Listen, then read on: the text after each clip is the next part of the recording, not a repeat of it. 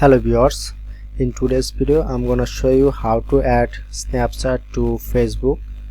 First of all, open your any browser and log in your Facebook account.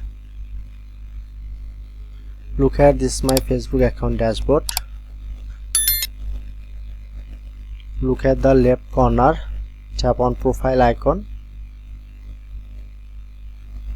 and tap on edit profile. Scroll down, edit your about info and tap on contact and basic info,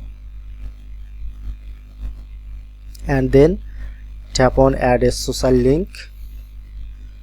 So first of all, copy your Snapchat username